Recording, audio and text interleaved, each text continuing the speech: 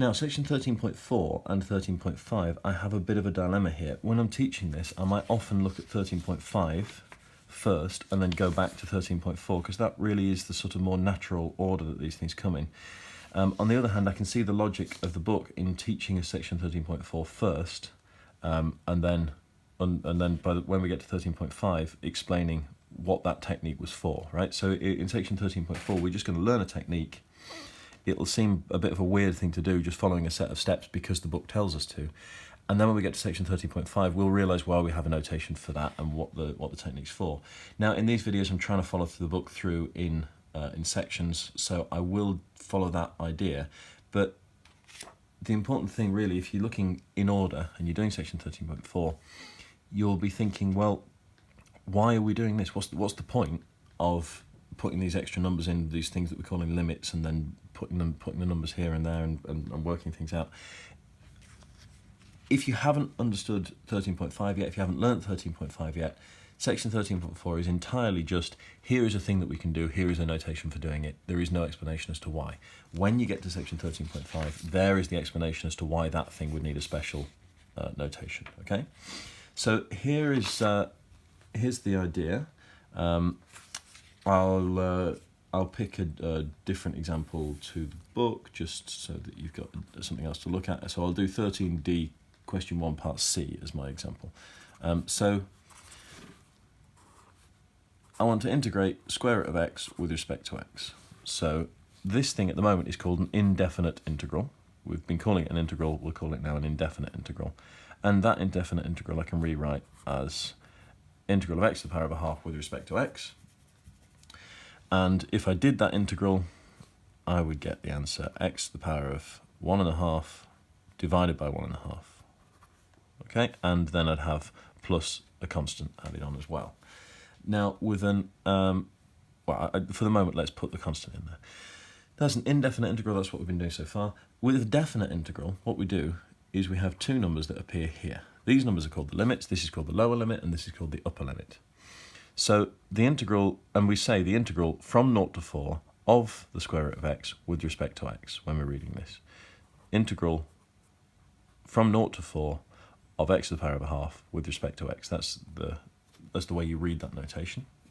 Now, when you've done the integration, you change this integral sign and the dx into a set of square brackets to show that differentiation has been done, and the limits go over here. So far you just have these two numbers called limits, they float around here and then they go over here.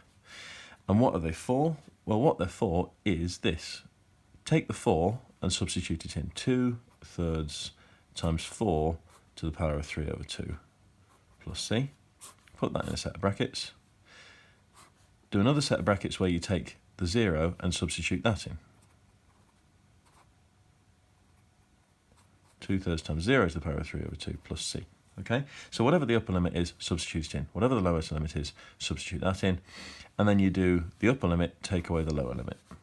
Okay? Why would you want to do that? Don't worry about that until we get to section 13.5.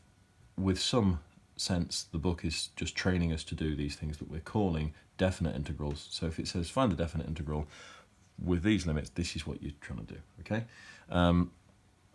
So 4 to the power of 3 over 2 is the square root of 4, which is 2, cube it, which is 8, times 2, which is 16, 16 divided by 3, plus the constant, take away 0, this thing turns out to be a 0 because it's 0 to the power of something times something, and then that minus sign also applies to the c. So that constant and that constant cancel out, okay?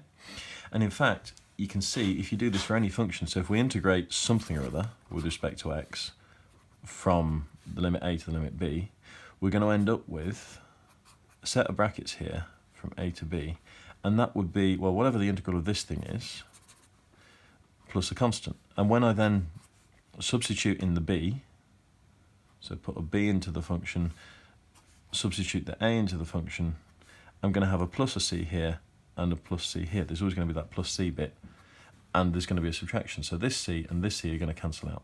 So when we are doing a definite integral, we normally don't bother putting the c in the first place. Okay, the c's are always going to vanish. So just very quickly, how you would actually do this is like this, 1/3, sorry, 1/3, integral from 1 to 3 of x to the power of 4 dx, or with respect to x.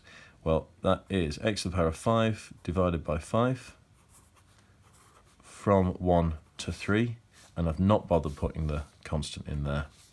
So that is 3 to the power of 5, and at this point, really, you don't need to finish watching this video, do you? But I'll finish this off just for the sake of completeness. 3 to the power of 5 divided by 5, that's when I substitute the 3 in. 1 to the power of 5 divided by 5, that's the lower limit, and I do this one, take away this one. 3 to the power of 5 is 81 times 3, which is 243.